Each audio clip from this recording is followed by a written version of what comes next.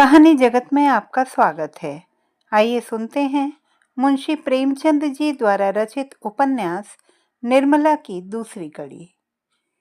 यह कहकर रंगीली वहां से उठकर रसोई का प्रबंध करने चली गई। भुवन मोहन मुस्कुराता हुआ अपने कमरे में चला गया और बाबू साहब मूछों पर ताव देते हुए बाहर आए कि मोटे राम को अंतिम निश्चय सुना दें, पर उनका कहीं पता न था। मोटे राम जी कुछ देर तक तो कहार की बाट देखते रहे। जब उसके आने में बहुत देर हुई तो उनसे बैठा न गया। सोचा, यहाँ बैठे बैठे काम न चलेगा, कुछ उद्योग करना चाहिए। भाग्य के भरोसे यहाँ अगर बैठे रहे तो भूखों मर जाएंगे। यहाँ तुम्हारी दाल गलने वाली नहीं है। चुपके से लकड़ी उठाई और जिधर कहार गया था उसी तरफ चले। बाजार थोड़ी सी दूर पर था। एक क्षण में जा पहुंचे। देखा तो बुढ़ा एक हलवाई की दुकान पर बैठा चिलम पी रहा था। उसको देखते ही आपने बेतकल्लुफी से कहा, अभी कुछ तैयार नहीं है क्या मेहरा? सरकार वहां बैठे बिगड़ रहे हैं कि जाकर सो गया या कहीं ताड़ी पीने लगा? मैंने कहा कि सरकार ये बात नहीं है, बुढ़ा आदमी है, आते ही आते तो आएगा। बड़े विचित्र जीव है, न जाने इनके यहाँ कैसे नौकर टिकते हैं। कहार ने कहा, मुझे छोड़कर आज तक दूसरा कोई टिका नहीं और ना ही टिकेगा। साल भर से तलब नहीं मिली, किसी को तलब नहीं देते। जहाँ किसी ने तलब मांगी और वे लगे उसे डांटने। बेचारा नौकरी छोड़कर भाग जाता है। वे दोनों आदमी जो पंखा झल रहे थे सरकारी नौकर हैं।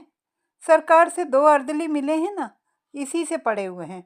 मैं भी सोचता हूँ जैसे तेरा ताना बाना वैसे मेरी भरनी। 10 कट गए हैं, साल 2 साल और इसी तरह कट जाएंगे। तो तुम ही अकेले हो, नाम तो कई कहारों के लेते हैं। ये सब इन 2-3 महीनों के अंदर आए और छोड़ छाड़ कर चले गए। ये अपना रौब जमाने को अभी तक उनका नाम जपा करते हैं। कहीं नौकरी दिलवाएगा? चलूं? मोटे राम ने कहा, अजी नौकरी तो बहुत है, कहार तो आजकल ढूंढे नहीं मिलते। तुम तो बहुत पुराने आदमी हो, तुम्हारे लिए नौकरी की क्या कमी है? यहाँ कोई ताज़ी चीज है? मुझसे कहने लगे, खिचड़ी बनवाइएगा या बाटी लगवाइएगा? मैंने कह दिया, सरकार बुढ़ा आदमी है, रात को उसे मेरा भोजन बनाने में कष्ट होगा, मैं कुछ बाजार से ही खा लूँगा, इसकी आप चिंता ना करें। बोले, अच्छी बात है, कहार आपको दुकान पर मिलेगा। बोलो साहजी, कुछ तरमाल तैयार है? लड्डू तो ताजे मालूम होते हैं। तौल हैं? तोल दो, 1 सेर भर। आऊं वहीं ऊपर ना? यह कहकर मोटे राम जी हलवाई की दुकान पर जा बैठे और तरमाल चखने लगे। खूब चक्कर खाया। 2.5-3 सेर चट कर गए। खाते थे और हलवाई की तारीफ करते जाते थे। साहजी, तुम्हारी दुकान का जैसा नाम सुना था वैसा ही माल पाया? बनारस वाले रसगुल्ले नहीं बना पाते, कलाकंद अच्छी बनाते हैं, पर तुम्हारी उनसे बुरी नहीं है। माल डालने से अच्छी चीज नहीं बन जाती, विद्या चाहिए। हलवाई, कुछ और लीजिए महाराज, थोड़ी सी रबड़ी मेरी तरफ से लीजिए। इच्छा तो नहीं है, लेकिन दे दो पाव भर। पाव भर से क्या कीजिएगा, चीज अच्छी है, आधा सेर तो लीजिए। और 9 बजते बजते मकान पर आए। यहाँ सन्नाटा सा छाया हुआ था, एक लालटेन जल रही थी। आपने चबूतरे पर बिस्तर जमाया और सो गए। सवेरे अपने नियमानुसार कोई 8 बजे उठे तो देखा कि बाबू साहब टहल रहे हैं। इन्हें जगह देखकर पालागन कर बोले, महाराज, आप रात कहाँ चले गए? मैं बड़ी देर रात तक आपकी राह देखता रहा। भोजन का सब सामान बड़ी देर तक रखा रहा। जब आप नहीं आए तो रखवा दिया गया। आपने कुछ भोजन किया था या नहीं? मोटे राम बोले, हलवाई की दुकान से कुछ खा आया था। अजी पूरी मिठाई में वह आनंद कहाँ जो दाल और बाटी में? 10-12 आने खर्च हो गए होंगे, फिर भी पेट न भरा होगा। आप मेरे मेहमान हैं, जितने पैसे हों ले लीजिएगा। मोटे राम बोले, आप ही के हलवाई की दुकान पर खा आया था, वह जो नुक्कड़ पर बैठता है? भालचंद्र बोले, कितने पैसे देने पड़े? आपके हिसाब में लिखवा दिए हैं। जितनी मिठाइयाँ ली हों मुझे बता दीजिए, नहीं तो पीछे से बेईमानी करने लगेगा। एक ही ठग है। कोई 2.5 सेर मिठाई थी और आधा सेर रबड़ी। बाबू साहब ने विस्तारित नेत्रों से पंडित जी को देखा, मानो कोई अचंभे की बात सुनी हो। 3 सेर तो कभी यहाँ महीने भर का टोटल भी ना होता था, और यह महाशय एक बार में कोई 4 रुपए का माल उड़ा गए। अगर एक आध दिन रह गए तो बदिया बैठ जाएगी। पेट है या शैतान की कब्र? 3 सेर, कुछ ठिकाना है? उद्विग्न दशा में दौड़े हुए अंदर गए और रंगीली से बोले, कुछ सुनती हो? यह महाशय कल 3 सेर मिठाई उड़ा गए। 3 सेर। रंगीला बाई ने विस्मित होकर कहा, अजी नहीं, 3 सेर भला क्या खा जाएगा? आदमी है या बैल? भालचंद्र, 3 सेर तो अपने मुंह से कह रहा है, 4 से कम ना खाई होगी, पक्की तौल। पेट में सनीचर है क्या? आज और रह गया तो 6 सेर पर हाथ फेरेगा। तो आज रहे ही क्यों? खत का जवाब देना हो तो देकर विदा करो। अगर रहे तो साफ कह देना कि हमारे यहाँ मिठाई मुफ्त नहीं आती। खिचड़ी बनानी हो तो बनावे, नहीं तो अपनी राह ले। जिन्हें ऐसे पेटुओं को खिलाने से मुक्ति मिलती हो वे खिलावें, हमें ऐसी मुक्ति नहीं चाहिए। मगर पंडित जी विदा होने को तैयार बैठे थे, इसलिए बाबू साहब को कौशल से काम लेने की जरूरत न पड़ी। पूछा, क्या तैयारी कर ली महाराज? हाँ सरकार, अब चलूंगा। 9 बजे की गाड़ी मिलेगी ना? भला आज तो रहिए। यह कहते कहते बाबू साहब को भय हुआ कि कहीं यह महाराज सचमुच न रह जाएं, इसलिए वाक्य को यूं पूरा किया, हाँ वहाँ भी लोग आपका इंतजार कर रहे होंगे। मोटेराम, 1-2 दिन की तो कोई बात न थी। विचार भी यही था कि त्रिवेणी का स्नान करूंगा, पर बुरा ना मानिए तो कहूँ, आप लोगों में ब्राह्मणों के प्रति लेश मात्र भी श्रद्धा नहीं है। हमारे यजमान हैं जो हमारा मुंह जोहते रहते हैं कि पंडित जी कोई आज्ञा दें तो उसका पालन करें। हम उनके द्वार पर पहुंच जाते हैं तो अपना भाग्य धन्य समझते हैं, और सारा घर छोटे से बड़े तक हमारी सेवा सत्कार में मग्न हो जाता है। जहाँ अपना आदर नहीं, वहाँ एक क्षण ठहरना भी असह्य है। जहाँ ब्राह्मण का आदर नहीं, वहाँ कल्याण नहीं हो सकता। भालचंद्र, महाराज, हमसे तो ऐसा अपराध नहीं हुआ। अपराध नहीं हुआ? और अपराध किसे कहते हैं? अभी आप ही ने घर जाकर कहा है कि यह महाशय 3 सेर मिठाई चट कर गए, पक्की तौल। आपने अभी खाने वाले देखे कहाँ हैं? एक बार खिलाइए तो आंखें खुल जाएंगी। ऐसे ऐसे महान पुरुष पड़े हुए हैं जो पंसेरी भर मिठाई खा जाएं और डकार तक ना लें। मिठाई खाने के लिए हमारी चिरौरी की जाती है। हम भिक्षुक ब्राह्मण नहीं हैं जो आपके द्वार पर खड़े रहें। आपका नाम सुनकर आए थे, यह ना जानते थे कि यहाँ मेरे भोजन के भी लाले पड़ेंगे। भगवान आपका भला करे। बाबू साहब ऐसे झेंपे कि मुंह से बात ना निकली। जिंदगी भर में उन पर कभी ऐसी फटकार ना पड़ी थी। बहुत बातें बनाई, आपकी चर्चा न थी, एक दूसरे महाशय की बात थी, लेकिन पंडित जी का क्रोध शांत ना हुआ। सब कुछ सह सकते थे, पर अपने पेट की निंदा ना सह सकते थे। औरत को रूप की निंदा जितनी अप्रिय लगती है, उससे अधिक कहीं अप्रिय पुरुष को अपने पेट की निंदा लगती है। बाबू साहब मानते तो थे, पर यह धड़का भी समाया हुआ था कि यह टिक ना जाए। उनकी कृपणता का पर्दा खुल गया था और अब उसमें संदेह न था। उस पर्दे को ढांकना जरूरी था। अपनी कृपणता को छुपाने के लिए उन्होंने कोई बात उठा न रखी, पर होने वाली बात होकर रही। पछता रहे थे कि कहाँ से घर में इसकी बात करने लगा, और कहा भी तो उच्च स्वर में। यह दुष्ट भी कान लगाए सुनता रहा, किंतु अब पछताने से क्या हो सकता था? जाने किस मनहूस की सूरत देखी थी कि यह विपत्ति गले आ पड़ी। अगर इस वक्त यहाँ से रुष्ट होकर चला गया तो वहां जाकर बदनाम करेगा और मेरा सारा कौशल खुल जाएगा। अब तो इसका मुंह बंद कर देना ही पड़ेगा। यह सोच विचार करते हुए रंगीली बाई से बोले, इस दुष्ट ने हमारी तुम्हारी बातें सुन ली हैं, रूठ कर चला जा रहा है। रंगीली, जब तुम जानते थे कि द्वार पर खड़ा है तो धीरे से क्यों ना बोले? विपत्ति आती है तो अकेले नहीं आती। मैं क्या जानता था कि वह द्वार पर कान लगाए खड़ा है? न जाने किसका मुंह देखा था। वही दुष्ट सामने लेटा हुआ था। जानता तो उधर ताकता ही नहीं। अभी तो इसे कुछ दे दिलाकर राजी करना पड़ेगा। रंगीली, जाने भी दो। जब तुम्हें वहां विवाह ही नहीं करना है तो क्या परवाह है, जो चाहे कहे। भालचंद्र, यूं जान ना बचेगी। लाओ 10 रुपए विदाई दे दूं। ईश्वर फिर इस मनहूस की सूरत ना दिखाए। रंगीली ने बहुत पछताते पछताते 10 रुपए निकाले और बाबू साहब ने उन्हें ले जाकर पंडित जी के चरणों पर रख दिए। पंडित जी ने दिल में कहा, धत तेरे मक्खी जूस की, ऐसा रगड़ा कि याद ही करोगे। तुम समझते हो कि 10 रुपए देकर उसे उल्लू बना लूंगा। इस फेर में ना रहना, यहाँ तुम्हारी नस नस पहचानते हैं।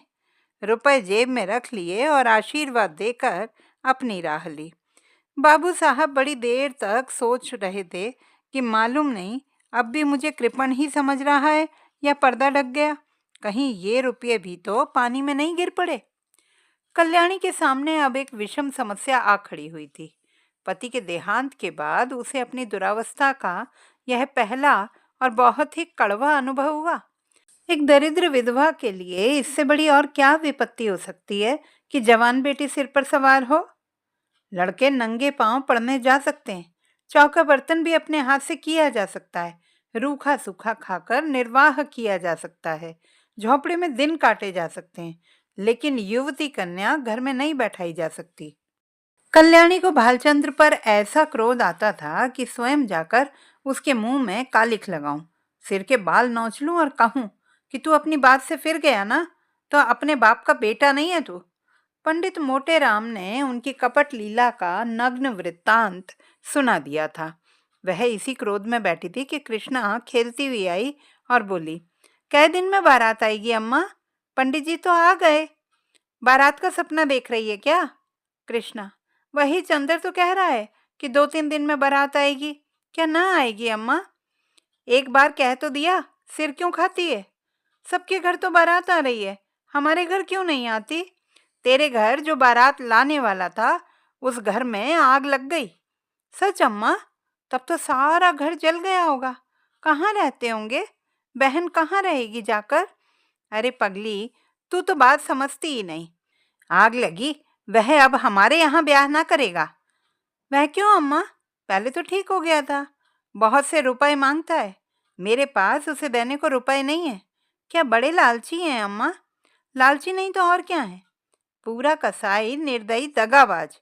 तब तो अम्मा बहुत अच्छा है कि उसके घर बहन का ब्याह नहीं हुआ। बहन उसके साथ कैसे रहती? यह तो खुश होने की बात है अम्मा, तुम रंज क्यों करती हो? कल्याणी ने पुत्री को स्नेहमयी दृष्टि से देखा। उसका कथन कितना सत्य है, भोले शब्दों में समस्या का कितना मार्मिक निरूपण है। सचमुच यह तो प्रसन्न होने की बात है कि ऐसे कुपात्रों से संबंध नहीं हुआ। रंज की कोई बात नहीं। ऐसे कुमानसों के बीच में बेचारी निर्मला की न जाने क्या गति होती। अपने नसीबों को रोती। जरा सा घी दाल में अधिक पड़ जाता तो सारे घर में शोर मच जाता। जरा खाना ज्यादा पक जाता तो सारी दुनिया सिर पर उठा लेती। लड़का भी ऐसा ही लोभी है। बड़ी अच्छी बात हुई, नहीं तो बेचारी को उम्र भर रोना पड़ता। कल्याणी यहाँ से उठी तो उसका हृदय हल्का हो गया। लेकिन विवाह तो करना ही था, और हो सके तो इसी साल, नहीं तो दूसरे साल फिर नए सिरे से तैयारियां करनी पड़ेंगी।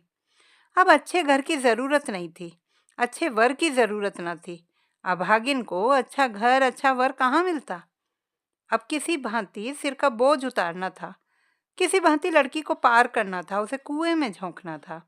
वह रूपवती है, गुणशील है, चतुर है, कुलीन है तो हुआ करे।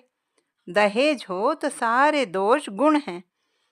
प्राणों का कोई मूल्य नहीं, केवल दहेज का मूल्य है। कितनी विषम भाग्य लीला है। कल्याणी का दोष कुछ कम ना था। अबला विधवा होना उसे दोषों से मुक्त नहीं कर सकता था। उसे अपने लड़के लड़कियों से कहीं ज्यादा प्यारे थे। लड़के हल्के बैल हैं, भूसे खली पर पहला हक उनका है। उनके खाने से जो बचे वह गायों का। मकान था, कुछ नगद था, कई हजार के गहने थे, उन्हें पढ़ाना लिखाना था। एक कन्या और भी 4-5 साल में विवाह करने योग्य हो जाएगी। इसलिए वह कोई बड़ी रकम दहेज में ना दे सकती थी। आखिर लड़कों को भी तो कुछ चाहिए। वे क्या समझेंगे कि हमारा भी कोई बाप था? पंडित मोटे राम को लखनऊ से लौटकर 15 दिन बीत चुके थे। लौटने के बाद दूसरे दिन वर की खोज में निकले थे। उन्होंने प्रण किया था कि मैं लखनऊ वालों को दिखा दूंगा कि संसार में तुम ही अकेले नहीं हो, तुम्हारे ऐसे और भी कितने पड़े हुए हैं। कल्याणी रोज दिन गिना करती थी कि आज उसने उन्हें पत्र लिखने का निश्चय किया और कलम दवात लेकर बैठी ही थी कि पंडित मोटेराम ने पदार्पण किया। कल्याणी बोली, आइए पंडित जी, मैं तो आपको खत लिखने ही जा रही थी। कब लौटे? मोटेराम, लौटा तो प्रातःकाल ही था, पर उसी समय एक सेठ के यहाँ से निमंत्रण आ गया। कई दिन से तरमाल न मिले थे। मैंने कहा लगे हाथ यह भी काम निपटाता चलूं। अभी इधर से लौटा आ रहा हूँ। कोई 500 ब्राह्मणों की पंगत थी। कुछ कार्य सिद्ध हुआ या रास्ता ही नापना पड़ा? कार्य क्यों न सिद्ध होता? भला यह भी कोई बात है? 5 जगह बातचीत कर आया हूँ, 5 की नकल लाया हूँ। उनमें से आप जिसे चाहे पसंद करें। यह देखिए, लड़के का बाप डाक के सीगे में 100 रुपये महीने का नौकर है। लड़का अभी कॉलेज में पढ़ रहा है, मगर नौकरी का भरोसा है। घर में कोई जायदाद नहीं है। लड़का होनहार मालूम होता है, खानदान भी अच्छा है। 2000 रुपये में तय हो जाएगी। मांगते तो वह 3000 हैं। लड़के के कोई और भाई है? नहीं, मगर 3 बहनें हैं और तीनों कुंवारी। माता जीवित हैं। अच्छा, अब दूसरी नकल देखिए। यह लड़का रेल के सीगे में 50 रुपये महीना पाता है। माँ बाप नहीं है। बहुत ही रूपवान, सुशील और शरीर से हष्ट पुष्ट कसरती जवान है, मगर खानदान अच्छा नहीं है। कोई कहता था कि माँ नाइन थी, कोई कहता था ठकुराइन थी, बाप किसी रियासत में मुख्तार थे। घर पर थोड़ी सी जमींदारी है, मगर उस पर कई हजार का कर्ज है। वहाँ कुछ लेना देना ना पड़ेगा। उम्र कोई 20 साल होगी। खानदान में दाग ना होता तो मंजूर कर लेती। देखकर तो मक्खी नहीं निगली जाती। तीसरी नकल देखिए। एक जमींदार का लड़का है। कोई 1000 सालाना नफा है। कुछ खेतीबाड़ी भी होती है। लड़का पढ़ा लिखा तो थोड़ा है, पर कचहरी अदालत के काम में चतुर है। दुहाजू है। पहली स्त्री को मरे हुए 2 साल हुए। कोई संतान नहीं, लेकिन रहन सहन मोटा है। पीसना कूटना घर में ही होता है। कुछ दहेज मांगते, इसकी कुछ ना पूछिए। 4000 सुनाते। अच्छा, यह चौथी नकल देखिए। लड़का वकील है। उम्र कोई 35 साल होगी। 300-400 की आमदनी है। पहली स्त्री मर चुकी है। उसके 3 लड़के भी हैं। अपना घर बनवाया है। कुछ जायदाद भी खरीदी है। यहाँ भी लेन देन का झगड़ा नहीं है। खानदान कैसा है? बहुत ही उत्तम, पुराने रईस हैं। अच्छा, यहाँ 5वीं नकल देखिए। बाप का छापा खाना है। लड़का पढ़ा तो बीए तक है, पर उसी छापा खाने में काम करता है। उम्र 18 साल की होगी। घर में प्रेस के सिवाय कोई जायदाद नहीं है, मगर किसी का कर्ज भी सिर पर नहीं है। खानदान न बहुत अच्छा है न बहुत बुरा। लड़का बहुत सुंदर और सच्चरित्र है, मगर 1000 से कम में मामला तय ना होगा। मांगते तो वह 3000 हैं। अब बताइए, आप कौन सा वर पसंद करती हैं? आपको सब में से कौन सा पसंद है? मुझे तो 2 वर पसंद है। एक वह जो रेलवे में है, और दूसरा वह जो छापे खाने में काम करता है। मगर पहले में तो खानदान में दोष है। हाँ, ये दोष तो है। तो छापे खाने वाले को रहने दीजिए। वहाँ 1000 देने को कहाँ से आएगा? 1000 तो आपका अनुमान है। शायद वह मुंह फैलाए। आप तो घर की दशा देख ही रहे हैं। भोजन मिलता जाए यही गनीमत है। रुपए कहाँ से आएंगे? जमींदार साहब 4000 सुनाते। डाक बाबू को भी 2000 का सवाल करते। इनको जाने दीजिए। बस वकील साहब ही बच रहे हैं। 35 साल की उम्र भी कोई ऐसी ज्यादा नहीं है। इन्हीं को क्यों न रखिए। आप खूब सोच विचार लें। मैं यूँ आपकी मर्जी का ताबेदार हूँ। जहाँ कहिएगा वहाँ टीका कराऊंगा, मगर 1000 का मुंह न देखिए। छापे खाने वाला लड़का रत्न है। उसके साथ कन्या का जीवन सफल हो जाएगा। जैसी वह रूप और गुण की पूरी है, वैसा ही लड़का भी सुंदर और सुशील है। पसंद तो मुझे भी यही है महाराज, पर रुपए किसके घर से आए? कौन देखने वाला है? खाने वाले तो खा पी कर चंपत हुए। अब किसी की भी सूरत दिखाई नहीं देती, बल्कि और मुझसे बुरा मानते हैं कि हमें निकाल दिया। जो बात अपने बस के बाहर है, उसके लिए हाथ ही क्यों फैलाऊं? संतान किसको प्यारी नहीं होती? कौन उसे सुखी नहीं देखना चाहता? पर जब अपना काबू ना हो तो ईश्वर का नाम लेकर वकील साहब को टीका कराइए। आयु कुछ अधिक है, लेकिन मरना जीना विधि के हाथ है। 35 साल का आदमी बुढ़ा नहीं कहलाता। अगर लड़की के भाग्य में सुख भोगना बदा है तो जहाँ जाएगी सुखी रहेगी। दुख भोगना है तो जहाँ जाएगी दुख झेलेगी। हमारी निर्मला को बच्चों से प्रेम है, उनके बच्चों को अपना समझेगी। आप शुभ मुहूर्त देखकर टीका कराएं। और फिर निर्मला का विवाह हो गया, ससुराल आ गई। वकील साहब का नाम था मुंशी तोताराम। सांवले रंग के मोटे ताजे आदमी थे। उम्र तो अभी 40 से अधिक न थी, पर वकालत के कठिन परिश्रम ने सिर के बाल पका दिए थे। व्यायाम करने का उन्हें अवकाश ही न मिलता था। वहां तक कि कभी घूमने भी न जाते थे, इसलिए तोंद भी निकल आई थी। देह के अधिक स्थूल होते हुए भी आए दिन कोई न कोई शिकायत रहती थी। मंदाग्नि और बवासीर से तो उनका चिरस्थायी संबंध था, अतः बहुत फूंक फूंक कर कदम रखते थे। उनके 3 लड़के थे। बड़ा मनसाराम 16 वर्ष का था, मंझला जियाराम 12 वर्ष का और सियाराम 7 वर्ष का। तीनों अंग्रेजी पढ़ते थे।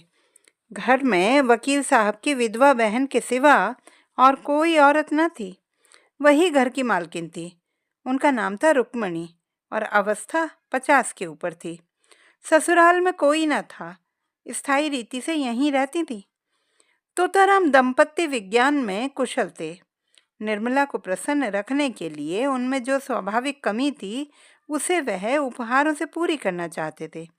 यद्यपि वह बहुत ही मितव्ययी पुरुष थे, पर निर्मला के लिए कोई ना कोई तोहफा रोज लाया करते थे। मौके पर धन की परवाह न करते थे। लड़के के लिए थोड़ा दूध आता था, पर निर्मला के लिए मेवे, मुरब्बे, मिठाइयाँ, किसी चीज़ की कमी ना थी। अपनी जिंदगी में कभी सैर तमाशे देखने ना गए थे, पर अब छुट्टियों में निर्मला को सिनेमा, सर्कस, थिएटर दिखाने ले जाते थे। अपने बहुमूल्य समय का थोड़ा सा हिस्सा उसके साथ बैठकर ग्रामोफोन बजाने में व्यतीत किया करते थे। लेकिन निर्मला को न जाने क्यों तोताराम के पास बैठने और हंसने बोलने में संकोच होता था। इसका कदाचित यह कारण था कि अब तक ऐसा एक आदमी उसका पिता था, जिसके सामने वह सिर झुकाकर देह चुराकर निकलती थी। अब उनकी अवस्था का एक आदमी उसका पति था। वह उसे प्रेम की वस्तु नहीं, सम्मान की वस्तु समझती थी। उनसे भागती फिरती उनको देखते ही उसकी प्रफुल्लता पलायन कर जाती थी। वकील साहब को उनके दंपत्ति विज्ञान ने सिखाया था कि युवती के सामने खूब प्रेम की बातें करनी चाहिए, दिल निकाल कर रख देना चाहिए। यही उसके वशीकरण का मुख्य मंत्र है। इसलिए वकील साहब अपने प्रेम प्रदर्शन में कोई कसर ना रखते थे। लेकिन निर्मला को इन बातों से घृणा होती थी। वही बातें जिन्हें किसी युवक के मुख से सुनकर उसका हृदय प्रेम से उन्मत्त हो जाता, वकील साहब के मुंह से निकलकर उसके हृदय पर शर के समान आघात करती थीं। उनमें रस न था, उल्लास न था, उन्माद भी न था, हृदय न था, केवल बनावट थी, धोखा था और शुष्क नीरस शब्दाडंबर। उसे इत्र और तेल बुरा न लगता, सैर तमाशे बुरे न लगते, बनाव श्रृंगार भी बुरा न लगता। बुरा लगता था तो केवल तोताराम के पास बैठना।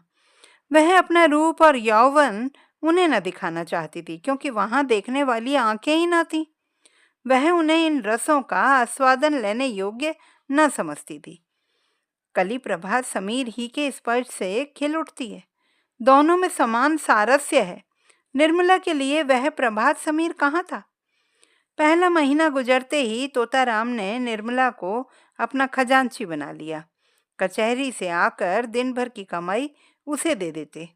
उनका ख्याल था कि निर्मला इन रुपयों को देखकर फूली न समाएगी। निर्मला बड़े शौक से इस पद का काम अंजाम देती। एक एक पैसे का हिसाब लिखती। अगर कभी रुपए कम मिलते तो पूछती कि आज कम क्यों हैं। गृहस्थी के संबंध में उनसे खूब बातें करती। इन्हीं बातों के लायक वह उनको समझती थी। जो ही कोई विनोद की बात उनके मुंह से निकल जाती, उसका मुख मलिन हो जाता। निर्मला जब वस्त्राभूषणों से अलंकृत होकर आईने के सामने खड़ी होती और उसमें अपने सौंदर्य की सुषमापूर्ण आभा देखती, तो उसका हृदय एक सतृष्ण कामना से तड़प उठता था। उस वक्त उसके हृदय में एक ज्वाला सी उठती। मन में आता, इस घर में आग लगा दूं। अपनी माता पर क्रोध आता, पर सबसे अधिक क्रोध बेचारे निरपराध तोताराम पर आता। वह सदैव इस ताप से जला करती। बांका सवार लट्टू टट्टू पर सवार होना कब पसंद करेगा, चाहे उसे पैदल ही क्यों न चलना पड़े।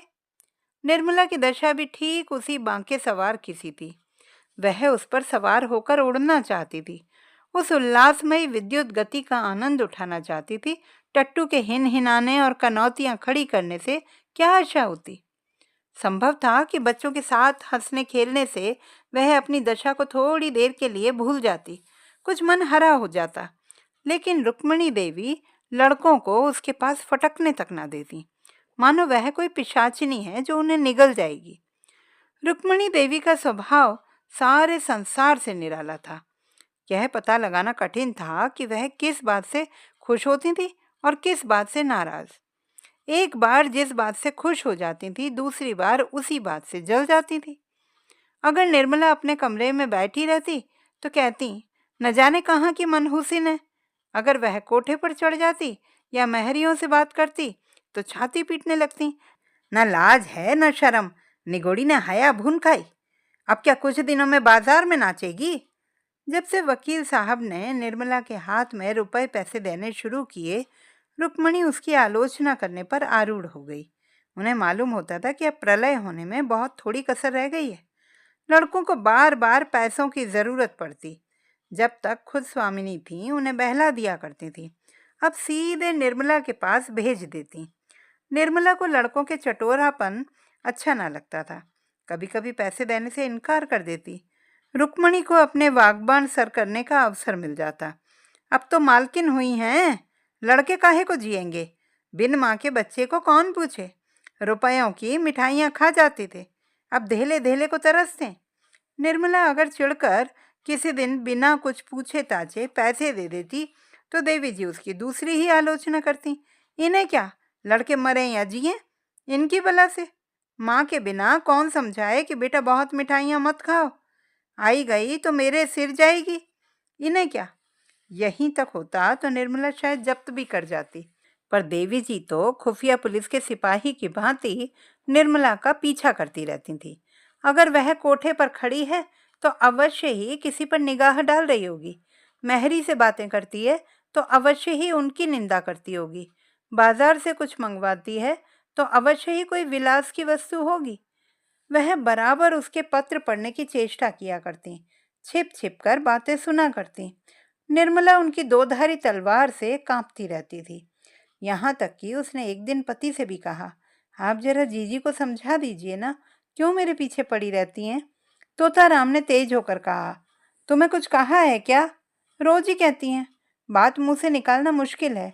अगर उन्हें इस बात की जलन हो कि यह मालकिन क्यों बनी हुई है तो आप उन्हीं को रुपए पैसे दीजिए, मुझे ना चाहिए। यही मालकिन बनी रहे। मैं तो केवल इतना चाहती हूँ कि कोई मुझे ताने महने ना दिया करे। यह कहते कहते निर्मला की आंखों से आंसू बहने लगे। तोताराम को अपना प्रेम दिखाने का यह बहुत ही अच्छा मौका मिला। बोले, मैं आज ही उनकी खबर लूंगा। साफ कह दूंगा कि मुंह बंद करके रहना है तो रहो, नहीं तो अपनी राह ले लो। इस घर की स्वामिनी वह नहीं है, तुम हो। वह केवल तुम्हारी सहायता के लिए हैं।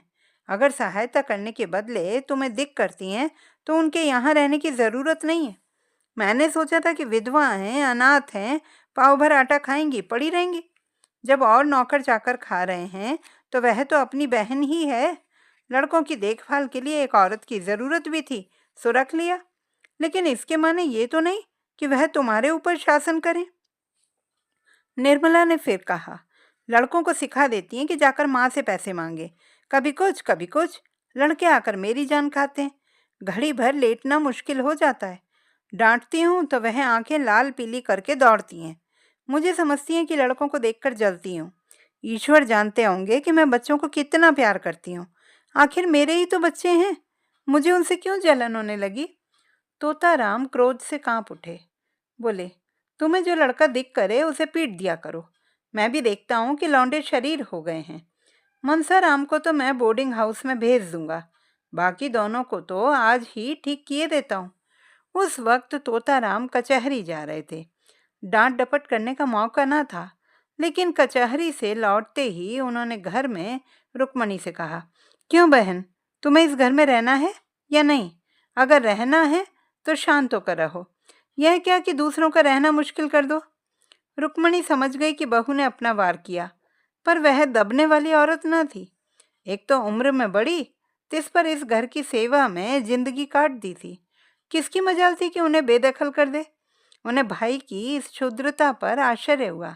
बोली, तो क्या लौंडी बनाकर रखोगे? लौंडी बनकर रहना है तो इस घर की लौंडी ना बनूंगी। अगर तुम्हारी यह इच्छा हो कि घर में कोई आग लगा दे और मैं खड़ी देखा करूं, किसी को बेराह चलते देखूं तो चुप साध लूं, जो जिसके मन में आए करे, और मैं मिट्टी की देवी बनी रहूं, तो ये मुझसे ना होगा। ये हुआ क्या जो तुम इतना आपे से बाहर हो रहे हो? निकल गई सारी बुद्धिमानी। कल की लौंडिया चोटी पकड़कर नचाने लगी ना, कुछ पूछना न ताछना, बस उसने तार खींचा और तुम काठ के सिपाही की तरह तलवार निकाल कर खड़े हो गए। तोताराम, सुनता हूं कि तुम हमेशा खुचर निकालती रहती हो, बात बात पर ताने देती हो। अगर कुछ सीख देनी हो तो उसे प्यार से मीठे शब्दों में देनी चाहिए। तानों से सीख मिलने के बदले उल्टा और जी जलने लगता है। रुक्मणी, तो तुम्हारी यह मर्जी है कि किसी बात में ना बोलूं, यही सही। लेकिन फिर ये ना कहना कि तुम घर में बैठी थी, क्यों सलाह नहीं दी? जब मेरी बातें जहर लगती हैं तो मुझे क्या कुत्ते ने काटा है जो मैं बोलूं? मसल है नाटो खेती बहुरियों घर, मैं भी देखूं बहुरिया कैसे घर चलाती है। इतने में सियाराम और जियाराम स्कूल से आ गए। आते ही आते दोनों बुआ जी के पास जाकर खाने को मांगने लगे। रुक्मणी ने कहा, जाकर अपनी नई अम्मा से क्यों नहीं मांगते? मुझे बोलने का हुक्म नहीं है। तोताराम, अगर तुम लोगों ने उस घर में कदम रखा तो टांग तोड़ दूंगा। बदमाशी पर कमर बांधी है। जियाराम जरा शौक था, बोला, उनको तो आप कुछ कहते नहीं, हम ही को धमकाते हैं, कभी पैसे नहीं देती। सियाराम ने इस कथन का अनुमोदन किया। कहती हैं मुझे दिक करोगे तो कान काट लूंगी, कहती हैं कि नहीं जिया? निर्मला अपने कमरे से बोली, मैंने कब कहा था कि तुम्हारे कान काट लूंगी? अभी से झूठ बोलने लगे। इतना सुनना था कि तोताराम ने सियाराम के दोनों कान पकड़कर उठा लिया। लड़का जोर से चीख मारकर रोने लगा। रुक्मणी ने दौड़कर बच्चे को मुंशी जी के हाथों से छुड़ा लिया और बोली, बस रहने भी दो, क्या बच्चे को मार डालोगे? हाय हाय, कान लाल हो गए। सच कहा है, नई बीवी पाकर आदमी अंधा हो जाता है। अभी से ये हाल है तो इस घर के तो भगवान ही मालिक हैं। निर्मला अपनी विजय पर मन ही मन प्रसन्न हो रही थी, लेकिन जब मुंशी जी ने बच्चे का कान पकड़कर उठा लिया तो उससे रहा न गया। छुड़ाने को दौड़ी पर रुक्मणी पहले ही पहुंच गई थी। बोली, पहले आग लगा दी, अब बुझाने दौड़ी हो? जब अपने लड़के होंगे तब आंखें खुलेंगी, पराई पीर क्या जानो। निर्मला, खड़े तो हैं, पूछ लो ना, मैंने क्या आग लगा दी? मैंने इतना ही कहा था कि लड़के मुझे पैसों के लिए बार बार दिक करते हैं, इसके सिवाय जो मेरे मुंह से कुछ भी निकला हो तो मेरी आंखें फूट जाएं। तो तरह मैं खुद इन लौंडों की शरारत देखा करता हूँ, अंधा थोड़े ही हूँ। तीनों जिद्दी और शरीर हो गए। बड़े मियाँ को तो मैं आज ही हॉस्टल भेजता हूँ। रुक्मणी, अब तक तुम्हें इनकी कोई शरारत न सूझी थी, आज आंखें क्यों इतनी तेज हो गई? तुम्ही ने उन्हें इतना शौक बना रखा है। हाँ, मैं तो हूं ही विष की गांठ, मेरे ही कारण तुम्हारा घर चौपट हो रहा है ना। तो लो, मैं जाती हूँ, तुम्हारे लड़के हैं, मारो चाहे काटो, ना बोलूंगी। यह कहकर वह वहां से चली गई। निर्मला बच्चे को रोते देखकर विह्वल हो उठी। उसने उसे छाती से लगा लिया और गोद में लिए हुए अपने कमरे में लाकर उसे चुमकारने लगी। लेकिन बालक और भी सिसक सिसक कर रोने लगा। उसका अबोध हृदय इस प्यार में वह मातृ स्नेह न पाता था जिससे दैव ने उसे वंचित कर दिया था। यह वात्सल्य न था, केवल दया थी। यह वह वस्तु थी जिस पर उसका कोई अधिकार न था, जो केवल भिक्षा के रूप में उसे दी जा रही थी। पिता ने पहले भी दो एक बार उसे मारा था जब उसकी माँ जीवित थी, लेकिन तब उसकी माँ उसे छाती से लगाकर रोती न थी। वह अप्रसन्न होकर उससे बोलना छोड़ देती, यहाँ तक कि वह स्वयं थोड़ी ही देर के बाद सब कुछ भूलकर फिर माता के पास दौड़ा जाता था। शरारत के लिए सजा पाना तो उसकी समझ में आता था, लेकिन मार खाने पर चुमकारा जाना उसकी समझ में ना आता था। मात्र प्रेम में कठोरता होती थी, लेकिन मृदुलता से मिली हुई। इस प्रेम में करुणा थी, पर वह कठोरता न थी जो आत्मीयता का गुप्त संदेश है। स्वस्थ अंग की परवाह कौन करता है, लेकिन वही अंग जब किसी वेदना से टपकने लगता है तो उसे ठेस और धक्के से बचाने का यत्न किया जाता है। निर्मला का करुण रोदन बालक को उसके अनाथ होने की सूचना दे रहा था। वह बड़ी देर तक निर्मला की गोद में बैठा रोता रहा और रोते रोते सो गया। निर्मला ने उसे चारपाई पर सुलाना चाहा तो बालक ने सुषुप्तावस्था में अपनी दोनों कोमल बाहें उसकी गर्दन में डाल दी और ऐसे चिपट गया मानो नीचे कोई गड्ढा हो। शंका और भय से उसका मुंह विकृत हो गया।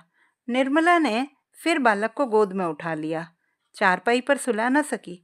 इस समय बालक को गोद में लिए हुए उसे वह तुष्टि हो रही थी जो अब तक कभी ना हुई थी।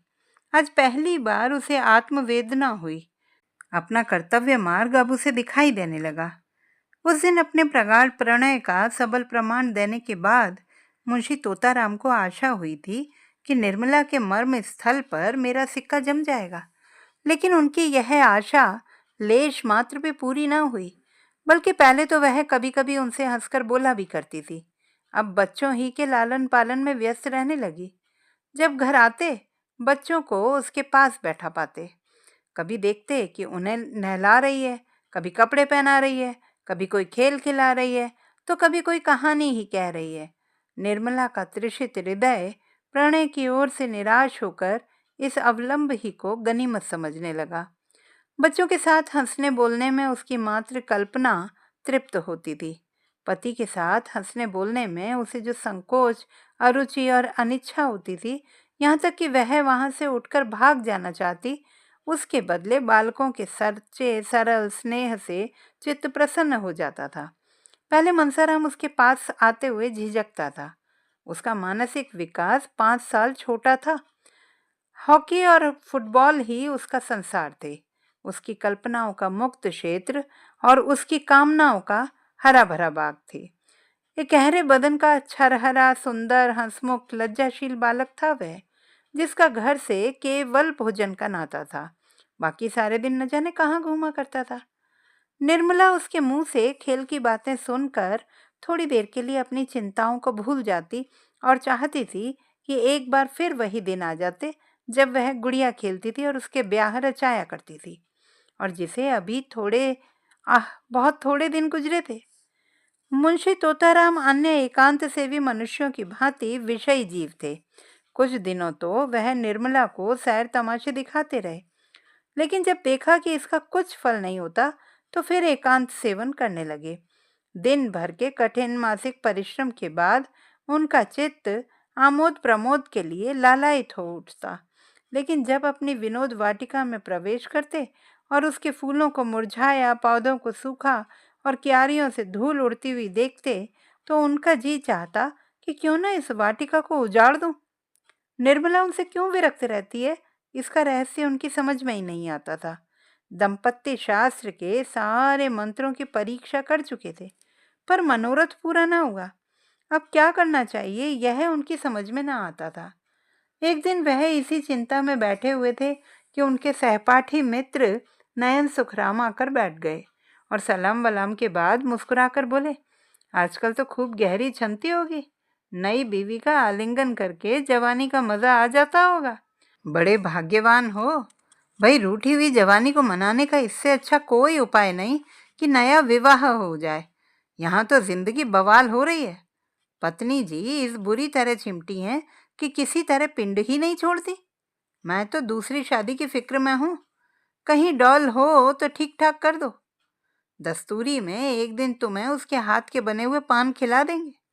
तोताराम ने गंभीर भाव से कहा, नहीं नहीं, ऐसी हिमाकत कर ना बैठना, नहीं तो पछताओगे। लौंडिया तो लौंडों से ही खुश रहती हैं। हम तुम अब उस काम के नहीं रहे। सच कहता हूँ, मैं तो शादी करके पछता रहा हूँ। बुरी बला गले पड़ी। सोचा था 2-4 साल और जिंदगी का मजा उठा लूं, पर उल्टी आते गले पड़ी। नैन सुख, तुम क्या बातें करते हो? लौंडियों को पंजों में लाना क्या मुश्किल बात है? जरा सैर तमाशे दिखा दो, उनके रूप रंग की तारीफ कर दो, बस रंग जम गया। यह सब कुछ करके धर के हार गया हूं मैं।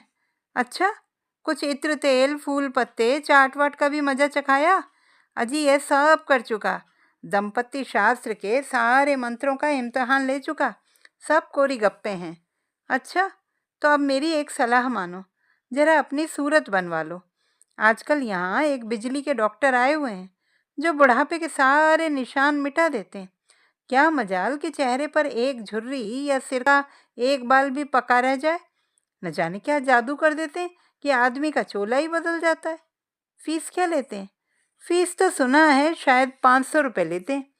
अजी कोई पाखंडी होगा, बेवकूफ़ों को लूट रहा होगा। कोई रोगन लगाकर 2-4 दिन के लिए जरा चेहरा चिकना कर देता होगा। इश्तेहारी डॉक्टरों पर तो अपना विश्वास ही नहीं। 10-5 की बात होती तो कहता जरा दिल लगी ही सही। 500 रुपये बहुत बड़ी रकम है भाई। तुम्हारे लिए 500 रुपये कौन सी बड़ी बात है? 1 महीने की आमदनी है। मेरे पास तो भाई 500 रुपये होते ना तो सबसे पहला काम यही करता। जवानी के 1 घंटे की कीमत 500 रुपये से कहीं ज़्यादा है। अजी कोई सस्ता नुस्खा बतलाओ, कोई फ़कीरी जड़ी बूटी जो कि बिना हर फिटकरी के रंग चोखा हो जाए। बिजली और रेडियम बड़े आदमियों के लिए रहने दो, उन्हीं को मुबारक हो। नयन, तो फिर रंगीलेपन का स्वांग रचो। यह ढीला ढाला कोट फेंको, तंजेब की चुस्त अचकन हो, चुन्नटदार पजामा हो, गले में सोने की जंजीर पड़ी हुई, सिर पर जयपुरी साफा बांधा हुआ, आंखों में सुरमा और बालों में हिना का तेल पड़ा हुआ। तोंद का पिचकना भी जरूरी है। दोहरा कमर बंद बांधो, जरा तकलीफ तो होगी पर अचकन सज उठेगी। खिजाब मैं ला दूंगा। 150 गजलें याद कर लो और मौके मौके से शेर पढ़ो। बातों में रस भरा होना चाहिए। ऐसा मालूम हो कि तुम्हें दीन और दुनिया की कोई फिक्र नहीं है, बस जो कुछ है प्रियतमा ही है। जवां मर्दी और साहस के काम करने का मौका ढूंढते रहो। रात को झूठ मूठ शोर करो, चोर चोर चोर, और तलवार लेकर अकेले पिल पड़ो।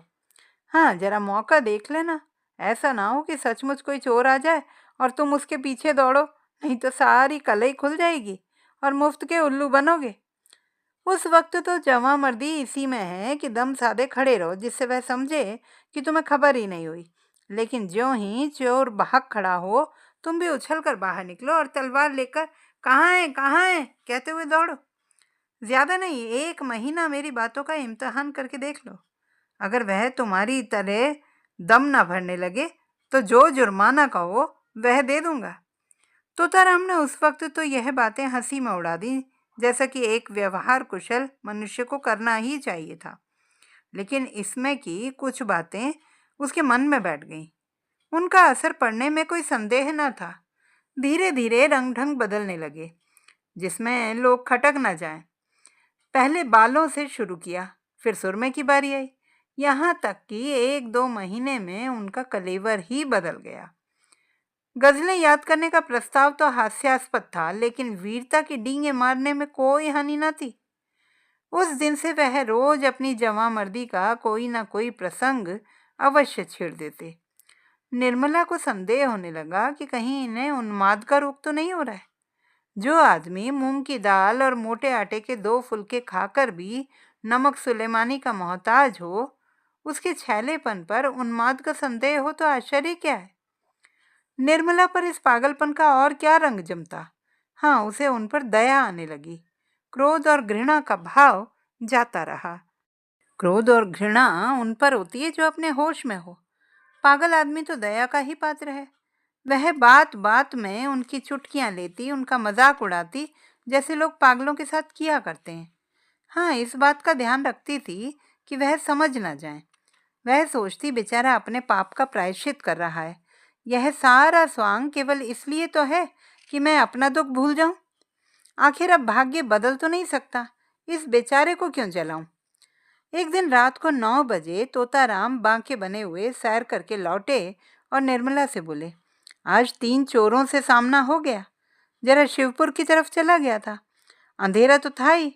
ज्यों ही रेल की सड़क के पास पहुंचा तो 3 आदमी तलवार लिए हुए न जाने किधर से निकल पड़े। यकीन मानो तीनों काले देव थे। मैं बिल्कुल अकेला, पास में सिर्फ यही छड़ी थी। उधर तीनों तलवार बांधे हुए। होश उड़ गए। समझ गया कि जिंदगी का यहीं तक साथ था, मगर मैंने भी सोचा कि मरता ही हूं तो वीरों की मौत क्यों न मरूं। इतने में एक आदमी ने ललकार कर कहा, रख दे तेरे पास जो कुछ भी है और चुपके से चला जा। मैं छड़ी संभाल कर खड़ा हो गया और बोला, मेरे पास तो सिर्फ यही छड़ी है और इसका मूल्य एक आदमी का सिर है। मेरे मुंह से इतना निकलना था कि तीनों तलवार खींचकर मुझ पर झपट पड़े और मैं उनके वारों को छड़ी पर रोकने लगा। तीनों झल्ला झल्ला कर वार करते थे। खटाके की आवाज होती थी और मैं बिजली की तरह झपट कर उनके तारों को काट देता था। कोई 10 मिनट तक तीनों ने खूब तलवार के जौहर दिखाए, पर मुझ पर रेव तक ना आई। मजबूरी यही थी कि मेरे हाथ में तलवार न थी। यदि कहीं तलवार होती तो एक को जीता ना छोड़ता। खैर, कहाँ तक बयान करूं। उस वक्त मेरे हाथों की सफाई देखने काबिल थी। मुझे खुद आश्चर्य हो रहा था कि यह चपलता मुझ में कहाँ से आ गई। जब तीनों ने देखा कि यहाँ दाल नहीं गलने की, तो तलवार म्यान में रख ली और पीठ ठोक कर बोले, जवान, तुम सा वीर आज तक नहीं देखा। हम तीनों 300 पर भारी गांव के गांव ढोल बजाकर लूटते हैं, पर आज तुमने हमें नीचा दिखा दिया। हम तुम्हारा लोहा मान गए। यह कहकर तीनों फिर नजरों से गायब हो गए। निर्मला ने गंभीर भाव से मुस्कुराकर कहा, इस छड़ी पर तो तलवार के बहुत से निशान बने होंगे। मुंशी जी इस शंका के लिए तैयार न थे, पर कोई जवाब देना आवश्यक था। सो बोले, मैं वारों को बराबर खाली कर देता था।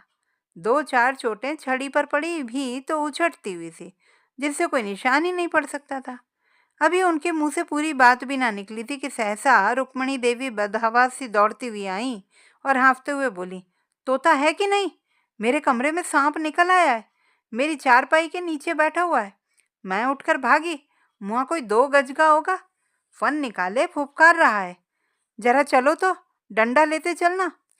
तोताराम के चेहरे का रंग उड़ गया। मुंह पर हवाइयां छूटने लगी, मगर मन के भावों को छिपाकर बोले, सांप? यहाँ कहाँ? तुम्हें धोखा हुआ होगा, कोई रस्सी होगी। अरे, मैंने अपनी आंखों से देखा है। जरा चलकर देख तो लो ना। मर्द होकर डरते हो? मुंशी जी घर से तो निकले, लेकिन बरामदे में फिर ठिठक गए। उनके पांव ही ना उठते थे। कलेजा धड़ धड़ कर रहा था। सांप बड़ा क्रोधी जानवर है। कहीं काट ले तो मुफ्त में प्राणों से हाथ धोना पड़े। बोले, डरता नहीं हूं। सांप ही तो है, शेर तो नहीं। मगर सांप पर लाठी नहीं असर करती। जाकर किसी को भेजूं, किसी के घर से भाला लाए। यह कहकर मुंशी जी लपके हुए बाहर चले गए।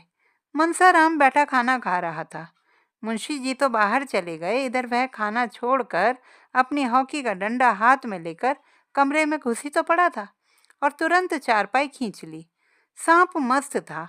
भागने के बदले फन निकाल कर खड़ा हो गया। मनसाराम ने चटपट चारपाई की चादर उठाकर सांप के ऊपर फेंक दी और ताबड़तोड़ 3-4 डंडे कसकर जमाए। सांप चादर के अंदर ही तड़प कर रह गया। तब उसे डंडे पर उठाए हुए बाहर चला आया। मुंशी जी कई आदमियों को साथ लिए चले आ रहे थे।